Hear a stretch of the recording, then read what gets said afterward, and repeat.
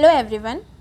Today in this video I am going to explain chapter 1 of class 12 biology, reproduction in organisms. So our class 12 biology NCERT starts with this page, unit 6 reproduction. In this unit we have to study this 4 chapters.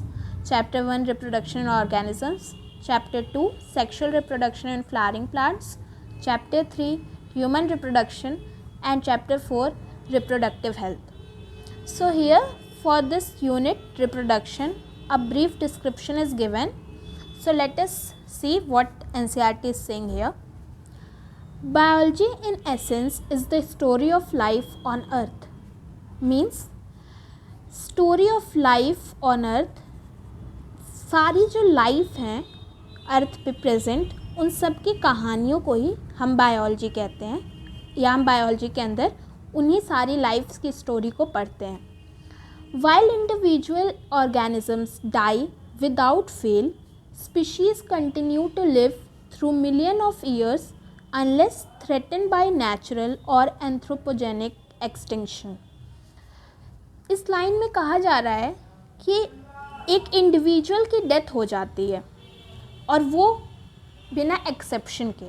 एक individual की death certain है, without exception ये चीज़ होनी ही है, लेकिन species ख़त्म नहीं होती, स्पीशीज़ कंटिन्यू रहती है. फॉर एग्ज़ाम्पल हम होमोसेपियंस हैं, एक इंडिविजुअल हमारे में ह्यूमन बींग्स में डेथ होती है इंडिविजुअल्स की, लेकिन हमारी जो ह्यूमन बींग्स की स्पीशीज़ है वो ख़त्म नहीं होती, वो कंटिन्यू रहती है अनटिल एंड अनलेस कोई नेचुरल या फिर एंथ्रोपोजेनिक एक्सटिंक्शन ना हो. नेचुरल एक्सटिंक्शन यानी इन्वामेंटल चेंज, वेदर चेंज, कुछ ऐसा चेंज आया जिसकी वजह से उस स्पीशीज़ के लिए ये अर्थ सुटेबल नहीं है, तब वो एक्सटिंक्ट कर जाएगी.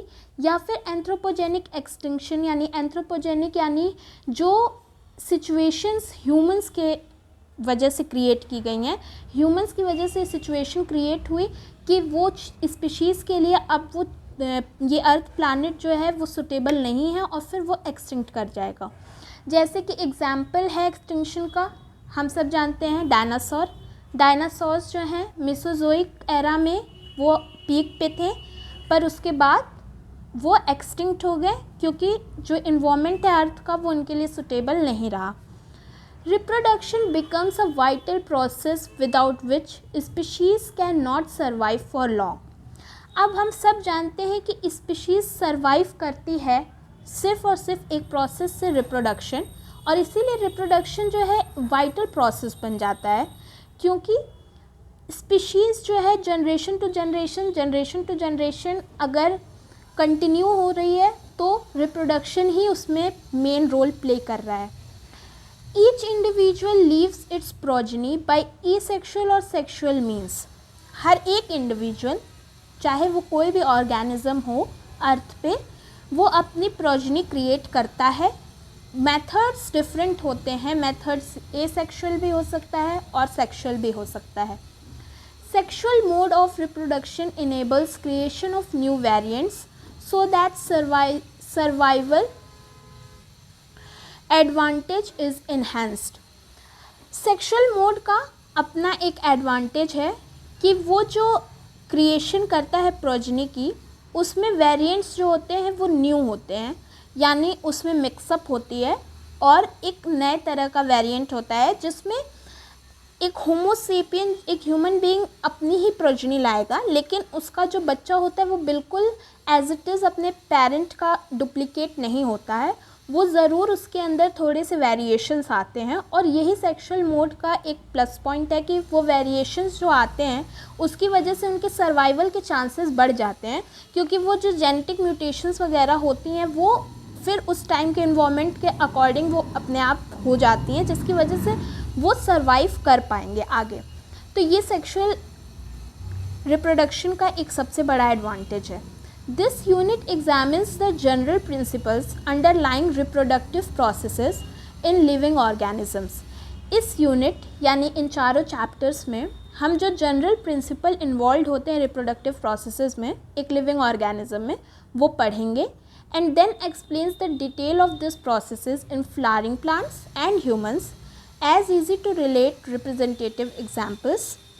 फिर फर्स्ट चैप्टर में हम पढ़ने वाले हैं कि सारे ऑर्गेनिजम्स में इन जनरल क्या क्या रिप्रोडक्शन के प्रोसेसेस होंगे, क्या रिप्रोडक्शन का मीनिंग है, ये सब हम इन जनरल फर्स्ट चैप्टर में पढ़ेंगे. फिर सेकंड चैप्टर में हम सेक्सुअल रिप्रोडक्शन फ्लावरिंग प्लांट्स में डिटेल में पढ़ेंगे. इसे पूरा चैप्टर जो है फ्लावरिंग प्लांट्स के लिए डेडिकेटेड है. और फिर थर्ड चैप्टर में हम ह्यूमन रिप्रोडक्शन के बारे में पढ़ेंगे. और फोर्थ चैप्टर जो है वो रिप्रोडक्टिव हेल्थ के बारे में हमें बताएगा कि रिप्रोडक्टिव हेल्थ हमारी सोसाइटी में इसकी नॉलेज होना कितनी इम्पॉर्टेंट है, रिप्रोडक्टिव हेल्थ क्यों बहुत इम्पॉर्टेंट होती है, कैसे हम रिप्रोडक्टिव हेल्थ को मेंटेन करके अच्छा कर सकते हैं. ये सारी चीज़ें हम फोर्थ चैप्टर में पढ़ेंगे. और a related perspective on human reproductive health and how reproductive ill health can be avoided is also presented to complete our understanding of biology of reproduction. Now let us move towards our first chapter, chapter 1 reproduction in organisms. वो हमारा unit के बारे में पूरा explain किया कि इस unit में हमें क्या क्या एक्चुअल में पढ़ना है. ये चैप्टर स्टार्ट होने से पहले पंचानन महेश्वरी जी के बारे में हमें थोड़ा सा बताया गया है. तो इसमें बहुत इम्पॉर्टेंट है कि हम कुछ इम्पॉर्टेंट पॉइंट्स जो हैं इसमें से देख लें और याद कर लें, क्योंकि कॉम्पिटिटिव एग्ज़ाम्स के पॉइंट ऑफ व्यू से ये इम्पॉर्टेंट है. पंचानन महेश्वरी जी एक बॉटनिस्ट थे और इनका बर्थ नवंबर 1904 जयपुर राजस्थान में हुआ था और इनकी डेथ 1966 में हुई थी. इन्होंने एम्ब्रियोलॉजिकल एस्पेक्ट्स पे काम किया था और टैक्सोनॉमी में एम्ब्रियोलॉजिकल कैरेक्टर्स को कैसे यूज़ किया जाए इस पे इन्होंने काम किया था. और एक इम्पॉर्टेंट पॉइंट ये भी है कि he established the department of botany university of Delhi, यानी दिल्ली यूनिवर्सिटी में इन्होंने डिपार्टमेंट ऑफ बॉटनी की स्थापना की थी. Now let us move toward the first chapter, the very first chapter of class 12th NCERT. Each and every organisms can live only for a certain period of time. The period from birth to the natural death of an organism represents its lifespan. हर एक organism एक certain period of time के लिए ही जीवित रहेगा. हर organism की मरने की यानी उसकी डेथ की टाइम एक फिक्स होती है कि हाँ ये ऑर्गेनिज्म है, ये इतने से इतना टाइम पीरियड है उसका, वो इसके बाद उसकी डेथ होनी है. एक सर्टेन टाइम पीरियड के बाद हर ऑर्गेनिज्म की डेथ जो है वो सर्टेन है, वो उसमें कोई एक्सेप्शन नहीं है. इसी टाइम पीरियड को हम लाइफ स्पैन के नाम से जानते हैं. Life span is the period from birth to the natural death of an organism is called life span.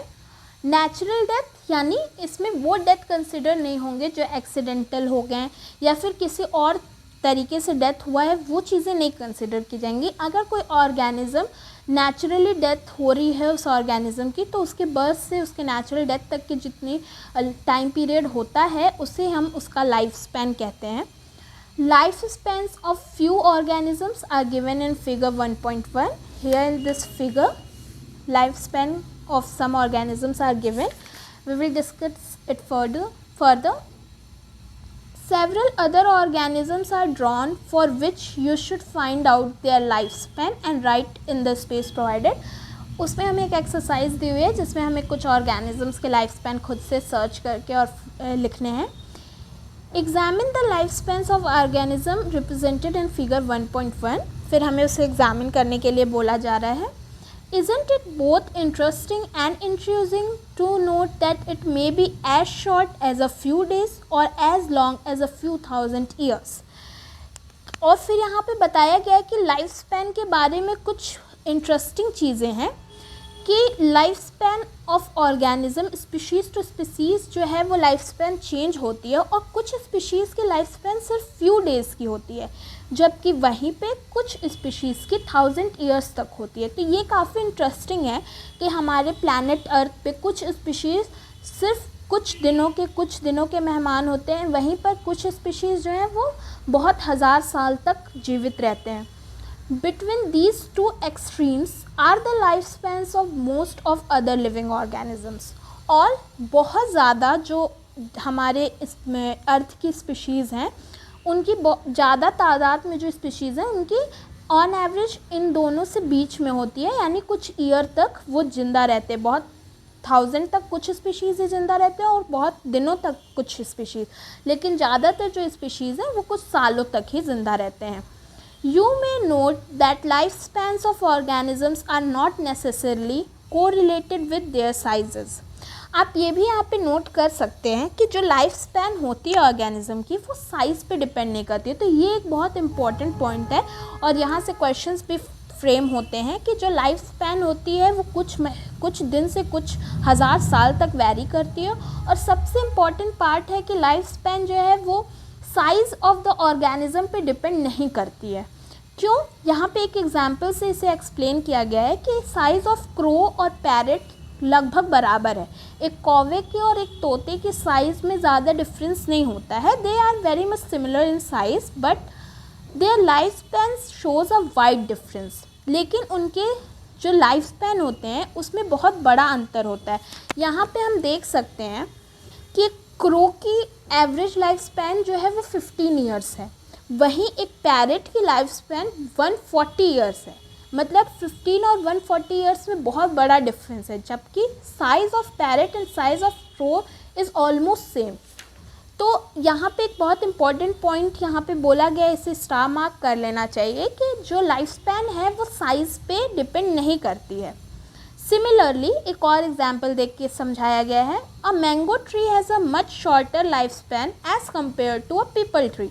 एक मैंगो ट्री और एक पीपल ट्री दोनों ट्री ही हैं, लेकिन मैंगो ट्री की जो लाइफ स्पैन है वो बहुत छोटी है अगर हम कंपेयर करते हैं पीपल ट्री के लाइफ स्पैन से।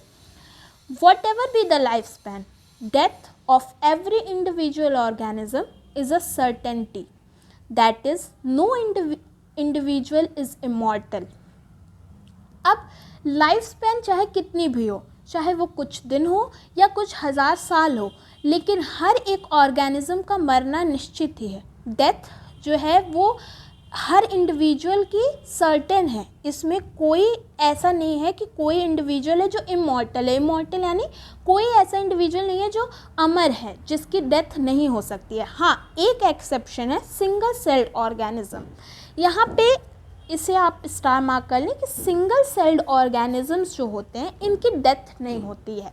डेथ नहीं होती है इन द सेंस कि एक सिंगल सेल ऑर्गेनिज्म है, वो जब ओल्ड स्टेज पे आया अपने, तो वो डिवाइड हो जाता है और उसके डॉटर सेल्स क्रिएट हो जाती हैं। तो एक सिंगल सेल ऑर्गेनिज्म अगर हम देखें तो लॉजिकली इसकी डेथ नहीं हुई, क्योंकि यही अपना मटेरियल डिवाइड करके दो अपनी प्रोजेनी क्रिएट कर लिया, दो डॉटर सेल्स क्रिएट कर लिया। दैट मीन्स कि सिंगल सेल ऑर्गेनिज्म ख़त्म नहीं हुआ, बल्कि डिवाइड होकर अपने नंबर को इंक्रीज़ कर लिया जब ये अपने ओल्डर स्टेज पे आया। तो इसीलिए कहा गया है कि जो सिंगल सेल ऑर्गेनिजम्स हैं उनकी डेथ नहीं होती है। Other than single cell organisms all individual will die, there is no other exception except this one. Why do we say there is no natural death in single celled organism? यहाँ पे ये point मैंने explain कर दिया कि single cell organism जब अपने older stage पे आएंगे तो वो डिवाइड कर जाएंगे और दो डॉटर सेल्स उनकी प्रोड्यूस हो जाएंगी। दो डॉटर, अगर वो बाइनरी फिजन करते हैं, मल्टीपल फिजन कर रहे हैं तो, लेकिन उनकी डॉटर सेल्स प्रोड्यूस हो जाएंगी और वो एक तरह से मरे नहीं, बल्कि उनका जो मटेरियल है, उनका जो बॉडी है वो डिवाइड कर गया। Given this reality, have you ever wondered how vast number of plants and animal species have existed on earth for several thousands of years? यहाँ पे एनसीईआरटी हमसे क्वेश्चन पूछ रहा है कि क्या आपने कभी इस बात पे सोचा है कि कितने वास्ट नंबर ऑफ प्लांट और एनिमल स्पीशीज़ इस अर्थ पे एग्जिस्ट किए हुए हैं। There must be some processes in living organism that ensure this continuity. यानी कोई तो ऐसा होगा प्रोसेस जो इस कंटिन्यूटी को इंश्योर कर रहा है कि ऑर्गेनिज्म की डेथ निश्चित है। सिंगल सेल को अगर छोड़ देते हैं तो फिर जो मल्टी सेलुलर ऑर्गेनिज्म है उनकी डेथ जो है वो सर्टेन है। तो आज तक वो कंटिन्यूटी अर्थ पे स्पीशीज़ की उनकी बनी हुई है, तो यानी इसका मतलब कोई प्रोसेस है जो कि वो एक इंडिविजुअल फिर मरने से पहले एक दूसरा इंडिविजुअल क्रिएट कर रहा है, फिर वो इंडिविजुअल मरने से पहले एक तीसरा इंडिविजुअल क्रिएट कर रहा है। तो हमें इस प्रोसेस के बारे में बताया जा रहा है कि इसका मतलब यहाँ एक प्रोसेस है जो इस इंडिविजुअल के मरने से पहले एक नया इंडिविजुअल क्रिएट कर रहा है, और इसी प्रोसेस का नाम है रिप्रोडक्शन। तो यानी यहाँ से यहाँ तक के पैराग्राफ में हमें रिप्रोडक्शन का इम्पोर्टेंस बताया गया है कि रिप्रोडक्शन आखिर नेसेसरी है क्यों।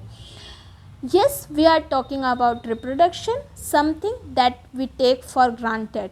रिप्रोडक्शन को जनरली हम लोग फॉर ग्रांटेड लेते हैं, but here we have studied कि इम्पोर्टेंस क्या है रिप्रोडक्शन की। अगर रिप्रोडक्शन नहीं होता तो स्पीशीज़ एग्जिस्ट ही नहीं करती, हम इंडिविजुअल की डेथ के बाद वो स्पीशीज़ कंटिन्यूटी मेंटेन ही नहीं रहती। तो reproduction is very important for the continuity of species. Now let's move on to next page. Here in this figure 1.1 approximate lifespans of some organism. यहाँ पे कुछ organisms के तो already filled हैं, जैसे butterfly 1 to 2 weeks, crow 15 years, parrot 140 years। फिर यहाँ पे हमें 6 crocodile 60 years, और यहाँ पे हमें कुछ के fill करने हैं, like elephant तो इनके 60 to 90 years in general होते हैं, rose के 5 to 7 years, dog 25 to 30 years। हाँ, here rose plant I have filled 5 to 7 years, butterfly 1 to 2 weeks we have already discussed, banana tree 25 years, cow 20 to 25 years, horse 60 years, fruit fly 2 weeks, banyan tree 200 to 300 years, tortoise 100 to 150 years, rice plant 3 to 4 months. Now let us move towards the definition of reproduction. Reproduction is defined as a biological process in which an organism gives rise to young ones called as offsprings similar to itself. यानी reproduction एक biological process है जिसमें एक organism एक अपने offspring को give rise to its offspring, मतलब अपने ऑफस्प्रिंग को पैदा करता है जो कि सिमिलर होता है उसकी ही तरह। The offspring grow, mature and in turn produce new offspring, और इसे ही हम लाइफ साइकिल कहते हैं। Birth, growth, reproduction and death.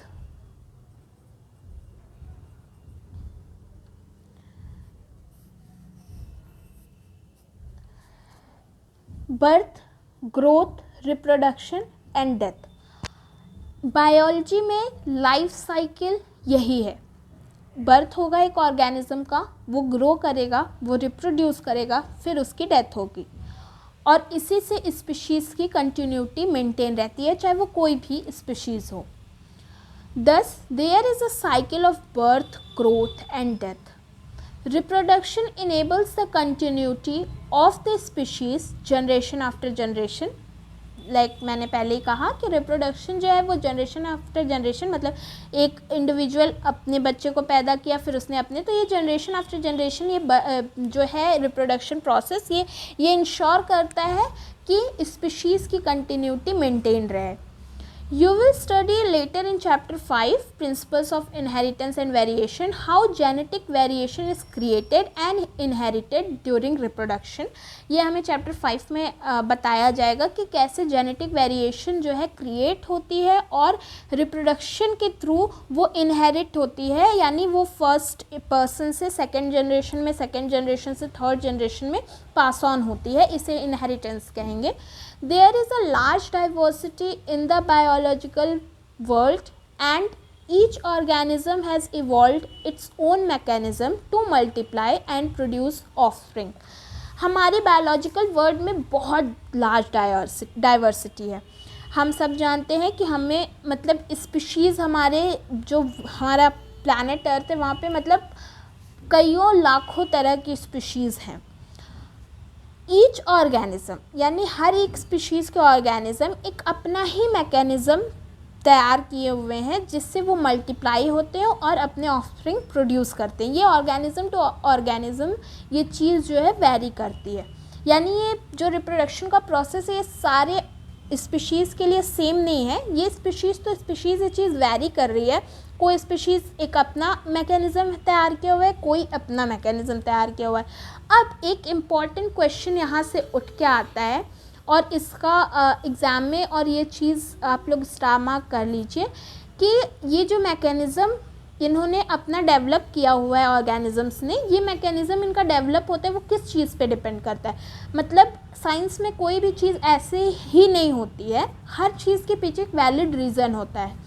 तो यहाँ पे क्वेश्चन आता है कि भाई मैकेनिज़्म डेवलप कर लिया, अलग अलग स्पीशीज़ ने अपना अपना डेवलप किया, चलो एग्री, पर क्या वो मैकेनिज़्म जो उन्होंने डेवलप किया उस पर क्या फैक्टर्स हैं जो उस चीज़ को डिटरमाइन करते हैं कि वो कौन सा मैकेनिज़्म डेवलप करेंगे। तो फर्स्ट है ऑर्गेनिज्म का हैबिटेट, मतलब वो ऑर्गेनिज्म कहाँ किस प्लेस पे रहता है, उसकी इंटरनल फिजियोलॉजी और several other factors are collectively responsible for how it reproduces. Habitat और इंटरनल फिजियोलॉजी, साथ में उनके जेनेटिक मेकअप्स और अदर फैक्टर, इन्वायरमेंटल फैक्टर, इन सब चीज़ों का जो है वो इफ़ेक्ट होगा कि वो कौन सा मैकेनिज़्म डेवलप करता है रिप्रोडक्शन के लिए।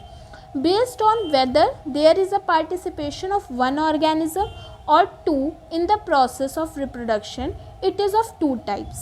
Now, हमने यहाँ पे रिप्रोडक्शन की डेफिनेशन समझी और ऑर्गेनिज्म जो है रिप्रोडक्शन का जो वो डेवलप करता है अपना मैकेनिज़्म, वो किस चीज़ पे फैक्टर पे डिपेंड करता है। हर ऑर्गेनिज्म अपना डिफरेंट मैकेनिज़्म डेवलप किया हुआ है, ये चीज़ हमने देखा।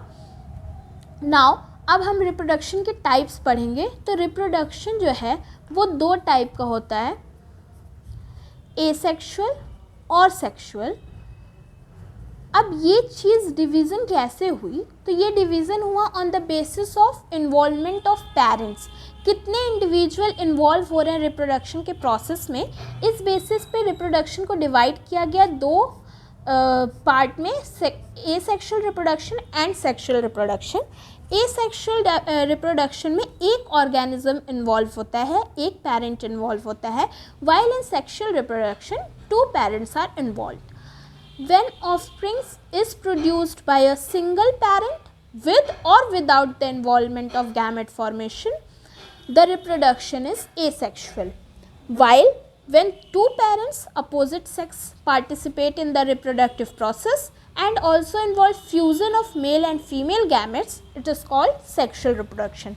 Now the most important point to be remembered here is asexual reproduction में gamete form हो सकता है या ना हो, gamete formation can take place और can not take place, but most important thing कि गैमेट कभी फ्यूज़ नहीं करेगा।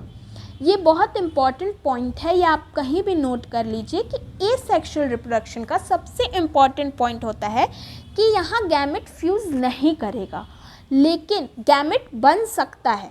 वो individual organism to organism, species to species ये बात वेरी कर रही है कि गैमेट हो सकता है ना बने, और कभी कभी बाई चांस होता है कि कुछ और स्पीशीज़ में ये गैमेट्स फॉर्म होते हैं। बट इम्पॉर्टेंट पॉइंट ये है कि एसेक्सुअल रिप्रोडक्शन में गैमेट कभी फ्यूज़ नहीं होगा और इस बात का कोई एक्सेप्शन नहीं है।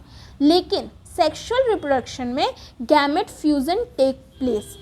फ्यूज़न ऑफ मेल और फीमेल गैमेट्स जो है वो सेक्सुअल रिप्रोडक्शन में होगा, तभी वेरिएशन आएगा। अगर दो डिफरेंट गैमेट्स, एक मेल का और एक फीमेल का फ्यूज़ कर रहा है, तभी वेरिएशन आ रहा है। एसेक्सुअल में वही फ्यूज़न नहीं होता है और इसीलिए एसेक्सुअल रिप्रोडक्शन में कोई वेरिएशन नहीं आता है आपके ऑफस्प्रिंग में, लेकिन सेक्सुअल में वेरिएशन आता है और वो वेरिएशन इस फ्यूज़न की वजह से आता है। ये फ्यूज़न पे वो वेरिएशन डिपेंड करता है। तो अभी मैंने बोला कि गैमेट्स जो है फॉर्म हो भी सकते और नहीं भी हो सकते। तो नहीं हो सकते ये हम सब जानते हैं कि gamete formation, binary fission, multiple fission, fragmentation, इन सब में कहीं गैमेट फॉर्मेशन का रोल नहीं है। लेकिन गैमेट फॉर्मेशन कहाँ होता है, लेकिन वहाँ फ्यूज़न नहीं होता है। इसका एग्जाम्पल है हमारे पास, बहुत ही अच्छा एग्जाम्पल है पार्थेनोजेनेसिस। इस प्रोसेस का नाम में भी आप में से कुछ ने सुना हो, कुछ ने ना सुना हो। पार्थेनोजेनेसिस क्या होती है कि गैमेट का फॉर्मेशन तो होता है, लेकिन गैमेट फ्यूज़ नहीं होता है और वो जो सिंगल गैमेट है वही डेवलप कर जाता है एक न्यू इंडिविजुअल में। और इसका बहुत बहुत ही अच्छा एग्जाम्पल है हनी बीज़। हनी बीज़ में हमें पता है कि हनी बीज़ की जो पूरी कम्युनिटी होती है उसे हम 3 पार्ट में डिवाइड करते हैं। एक होते हैं ड्रोन्स, एक होती हैं वर्कर्स और एक होती हैं क्वींस। तो हनी बी में क्या होता है, let me explain this on this copy, I have prepared this note. Parthenogenesis में क्या होता है, ये एसेक्सुअल रिप्रोडक्शन का ही पार्ट है और इसमें गैमेट फॉर्मेशन तो होगा बट फ्यूज़न नहीं होगी, गैमेट फ्यूज़ नहीं करेंगे। और इसका हनी बी का एग्जाम्पल है, मैंने जो बोला हनी बी में क्या होगा कि एक तो मेल होते हैं, हर कम्युनिटी में 2 होते हैं इंडिविजुअल्स, एक मेल इंडिविजुअल होता है, एक फीमेल होता है। अब इन्होंने क्या कर रखा है, इनके जो मेल होते हैं ये हैप्लॉइड होते हैं, यानी इनके में n chromosomes, n set of chromosome present है, और फीमेल्स जो है वो डिप्लॉयड है, 2n प्रेजेंट है। नाउ ये फीमेल को 2 पार्ट में डिवाइड कर देते हैं, एक होती हैं वर्कर्स और एक होती है क्वीन। वर्कर्स जो होती हैं वो स्टेराइल होती हैं, that means they can't reproduce, while queens are fertile, they can reproduce. इनके पास एक स्पेशल क्वीन सब्सटेंस होता है जिसे क्वीन सब्सटेंस की वजह से ही बताते हैं अच्छा ये क्वीन है क्योंकि इसके पास क्वीन सब्सटेंस प्रोड्यूस है और ये फर्टाइल है, ये फर्टिलाइजेशन कर सकती है। वाइल जो अदर फीमेल्स होती हैं उनके पास, जिनके पास क्वीन सब्सटेंस नहीं प्रेजेंट है, वो वर्कर्स की कैटेगरी में आ गई और वो स्टेराइल होती हैं, वो रिप्रोडक्शन नहीं कर सकती हैं। और इनका मेनली काम होता है क्वीन को प्रोटेक्ट करना, फिर क्वीन जब फर्टिलाइज कर रही है, रिप्रोडक्शन कर रही है तो उस टाइम हेल्प करना, फिर बाद में क्वीन के लिए खाना लाओ, मतलब ये वर्कर वाले जो रोल होता है वो ये प्ले करती हैं। अब ये हो गया फीमेल। मेल में इनके ड्रोन्स, मेल को ड्रोन्स कहते हैं, और एक ये मेल हो गया जो हैप्लॉइड होता है। नाउ अब क्या होता है, यहाँ पे हम देख सकते हैं कि ये फीमेल जो क्वीन है, ये फीमेल क्वीन है हनी बी की, और इसने मियोसिस, क्योंकि भाई ये है डिप्लॉयड, तो इसने मियोसिस किया, अपने एग का मियोसिस के प्रोसेस के थ्रू इसने मेल गैमेट्स इसके प्रोड्यूस किए, फीमेल गैमेट्स प्रोड्यूस किए, एग्स प्रोड्यूस किए। इसने अपनी मदर सेल का मियोसिस किया और फीमेल गैमेट्स प्रोड्यूस किए, एग्स जिसको हम कह दिए। और अब क्या हुआ, ये हैप्लॉइड हो गया क्योंकि इसने मियोसिस के प्रोसेस के थ्रू किया। अब क्या, मेल जो है, यहाँ ये मेल है, इसने माइटोसिस करके अपने मेल गैमेट प्रोड्यूस किया, क्योंकि ऑलरेडी हैप्लॉइड है तो फिर ये मियोसिस करेगा तो n/2 हो जाएगा, जो कि पॉसिबल नहीं है। तो इसने माइटोसिस किया और n का ही डबल होता गया, n, और इसने मेल गैमेट प्रोड्यूस किया। और अब ये मेल गैमेट जो है इसने डिपॉजिट कर दिया फीमेल को, यानी क्वीन को अपना मेल गैमेट दे दिया, ठीक है। अब मेल गैमेट और फीमेल गैमेट फ्यूज़ हुए, जब ये n फीमेल का और ये फीमेल का फ्यूज़ हुआ तो ये 2n हो गया, और 2n होकर ये बन गया फीमेल। लेकिन इनकी एक स्पेशल चीज़ क्या, और ये जो है ये सेक्सुअल रिप्रोडक्शन का पार्ट हो गया। हनी बी में प्लस पॉइंट ये है कि ये बहुत अच्छा एग्जाम्पल है बायोलॉजी में, क्योंकि इसमें हम सेक्सुअल रिप्रोडक्शन और एसेक्सुअल दोनों को देखते हैं, दोनों मिल जा रहा है हमें। अब यहाँ पे फ्यूज़न होके फीमेल बन गई और ये आ गया हमारा सेक्सुअल रिप्रोडक्शन में। वहीं पे जो इनका फीमेल का जो एग है, फीमेल गैमेट, वही ग्रो करके पार्थेनोजेनेसिस के प्रोसेस के थ्रू एग डायरेक्टली डेवलप हो जा रहा है मेल में, और यही ड्रोन बन जा रहा है। यानी ये जो एन है ये डेवलप किया मेल में, और मेल जो है इसीलिए हैप्लॉइड ही रह गया और ये ड्रोन्स बन गए। यानी जो इनकी फीमेल्स होती हैं वो सेक्सुअल रिप्रोडक्शन के थ्रू बनती हैं और इनका बर्थ होता है, और जो मेल्स होते हैं हनी बी के वो एसेक्सुअल रिप्रोडक्शन या पार्थेनोजेनेसिस के थ्रू इनका बर्थ होता है। तो यहाँ हुआ तो एसेक्सुअल रिप्रोडक्शन, क्योंकि कहीं भी फ्यूज़न ऑफ गैमेट नहीं हुआ लेकिन गैमेट फॉर्मेशन हुआ। तो इस लाइन के थ्रू एनसीईआरटी में यही कहा गया है कि गैमेट के फॉर्मेशन की इन्वॉल्वमेंट हो भी सकती है और नहीं भी हो सकती है, बट एसेक्सुअल में फ्यूज़न नहीं होगा।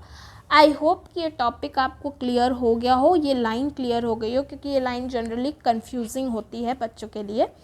नाउ ए सेक्शुअल रिप्रोडक्शन, अब हमने डिवीज़न देख लिया रिप्रोडक्शन का, ए सेक्शुअल और सेक्शुअल। अब हमें ए सेक्शुअल पढ़ना है और सेक्शुअल पढ़ना है। तो ए सेक्शुअल रिप्रोडक्शन को मैं कल के टॉपिक में कंटिन्यू करूँगी और फिर हम उसके बाद सेक्शुअल रिप्रोडक्शन को डिस्कस करेंगे। I hope you like the video. Thank you.